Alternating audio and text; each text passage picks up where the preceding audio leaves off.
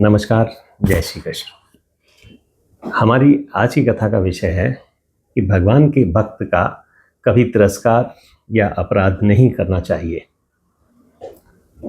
पिछले वीडियो में हमने देखा कि दुर्वासा ऋषि द्वारा राजा अम्बरीश को मारने के लिए उत्पन्न की गई कृत्या को सुदर्शन चक्र ने भस्म कर दिया और कृत्या को भस्म करने के बाद सुदर्शन चक्र दुर्वासा ऋषि की तरफ चल दिया। चक्र को अपनी तरफ आता देख दुर्वासा ऋषि वहां से भाग निकले। चक्र से बचने के लिए दुर्वासा ऋषि सभी दिशाएं, आकाश, पृथ्वी, समुद्र और यहाँ तक कि स्वर्गलोक भी गए, परंतु उन्होंने हर तरफ चक्र को अपने पीछे आता देखा। अतः वे भागते भागते ब्रह्मा जी के पास गए और स्तुति वंदन करके बोले, प्रभु आप स्वयंभू हैं, इस चक्र से मेरी रक्षा कीजिए। ब्रह्मा जी ने कहा, हम सब जिनके बनाए नियमों से बंधे हुए हैं, जिनकी आज्ञा से हम संसार का हित करते हैं, उनके भक्त से द्वेष करने वाले को बचाने की सामर्थ्य मेरे में नहीं है।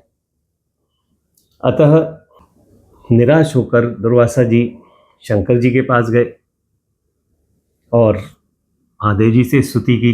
महादेव जी ने कहा, प्रभु के संबंध में हम कुछ भी करने की सामर्थ्य नहीं रखते। यह चक्र उन विश्वेश्वर का अस्त्र है, तुम उन्हीं की शरण में जाओ, वे ही तुम्हारा मंगल करेंगे। निराश होकर दुर्वासा जी भगवान के परम धाम वैकुंठ में गए और प्रभु के चरणों में गिरकर प्रार्थना करते हुए बोले, प्रभु मैं अपराधी हूँ, मुझे क्षमा करें और चक्र से मेरी रक्षा करें। भगवान ने कहा, मैं सर्वथा अपने भक्तों के अधीन हूँ, मुझ में तनिक भी स्वतंत्रता नहीं है। भक्तजन मुझसे प्यार करते हैं और मैं उनसे। भगवान बोले, दुर्वासा जी मैं आपको एक उपाय बताता हूँ, जिसका अनिष्ट करने से आप विपत्ति में पड़े, आप उन्हीं के पास जाएं। अतः आप नाभाग नंदन अम्बरीश के पास जाइए। तब भगवान के आज्ञा अनुसार दुर्वासा ऋषि राजा अम्बरीश के पास आए और आकर राजा अम्बरीश के पैर पकड़ लिए। उनके चरण पकड़ने से लज्जित होकर राजा अम्बरीश ने सुदर्शन चक्र की स्तुति की और प्रार्थना करते हुए कहा कि दुर्वासा जी के हृदय की सारी जलन मिट जाए। राजा अम्बरीश के प्रार्थना करने से सुदर्शन चक्र शांत हो गया। तब राजा अम्बरीश ने दुर्वासा ऋषि को आदर के साथ प्रेम पूर्वक भोजन कराया। तत्पश्चात स्वयं भोजन ग्रहण किया।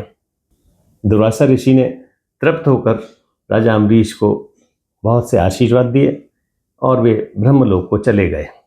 राजा अम्बरीश के इस आख्यान का जो स्मरण करता है, क्षमण करता है, उसे प्रभु की भक्ति प्राप्त होती है। सारांश यह है कि भगवान के भक्त का कभी तिरस्कार या अपराध नहीं करना चाहिए। धन्यवाद। जय श्री कृष्ण।